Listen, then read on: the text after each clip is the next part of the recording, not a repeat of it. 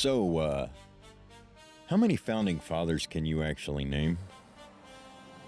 I don't mean like Adams and Jefferson and Benjamin Franklin and Hamilton, Hancock. Those don't count.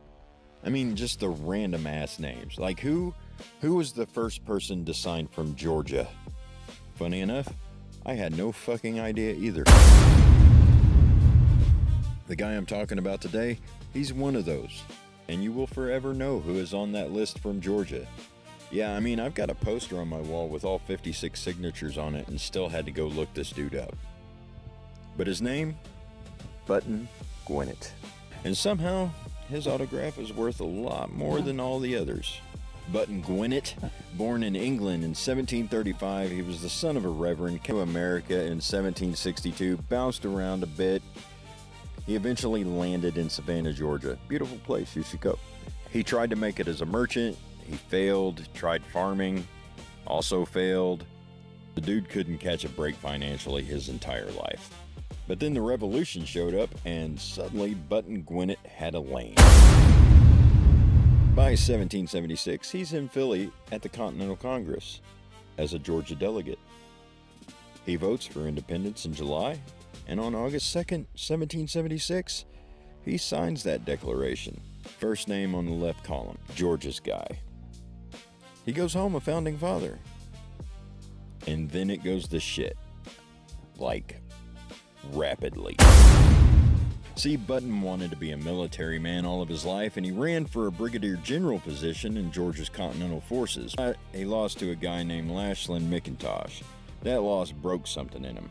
That loss turned something on. And from that point, Button Gwinett had one mission in his life, and that was to make Lachlan's existence as painful as possible. When Georgia's governor suddenly died in early 1777, the general consensus is he was poisoned. Anyways, Button gets promoted to acting governor, and the first thing he does is have Lachlan's brother brought up on treason charges.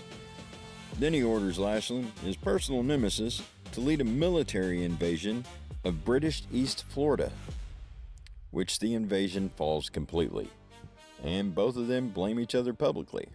McIntosh is done with all this bullshit. He's finished with the situation. He calls Gwinnett out in front of witnesses, and he drops some heat on old Button by saying a scoundrel and a lying rascal. Times were different back then. Button Gwinett, one of the founding fathers, the signer of the Declaration of Independence, responded the only way a man in his era could. He challenged him to a duel. May 16, 1777, on a plantation outside of Savannah, 12 paces, that's about 30 feet, basically the width of a two-lane road, close enough to see the look on each other's faces. Both men fired, both men went down. Lachlan took a ball to the leg, painful, survivable. He'd live until 1806 and eventually be acquitted of any wrongdoing. Button, however, took a ball to the leg, but his wound got infected. And infections in the 1700s, yeah. 3 days later, May 19, 1777, less than a year after signing the Declaration of Independence, Button Gwinett dead at the age of 42. He never even made it to the first 4th of July. And here's the twist that nobody really talks about. Because Gwinett died so fast, barely a year after signing, he didn't leave much behind. There's only 51 known examples of his signature to exist in the entire world. Of those 51, only about 10 are known to exist in private hands. Collectors who want the complete set of all 56 declaration signers, Button is almost always the missing piece. In 2010, a single signed letter sold at auction for $722,000. A complete set of all 56 signatures anchored by Gwinnett sold for $1.4 million. And his signature alone was worth more than half of the total. So compare that to John Hancock, the big signature, the one everybody knows. Legend says he wrote it that big just so he could say, and I'm quoting here, "The fat old king could read it without his spectacles." Historians say that he probably never said it, but anywho, the quote lived on. And because that signature's everywhere, Hancock's name literally became the synonym for fucking signing your name. His actual autograph, worth maybe a few $1,000s. But in Gwinnett's, upwards of $1 million. Poor most of his life, his signature ends up being one of the most expensive signatures on the Declaration of Independence.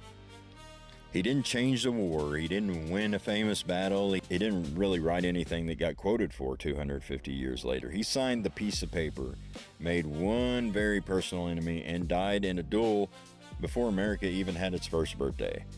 And then history forgot him. Not really because he was erased, just because nobody was really keeping score.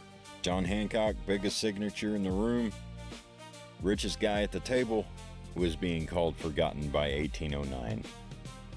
Fame doesn't protect you from the filter, and neither does fucking money. Neither does putting your name on the Declaration of Independence. What saved Button? Well, that was just dumb luck. Some autograph collector wanted a complete set of all 56 signers, and he was a missing piece. That's it. Nobody gave a damn about Button until he was gone, and even then it took about 200 years and a niche hobby for anyone to notice. So, I'll see you tomorrow.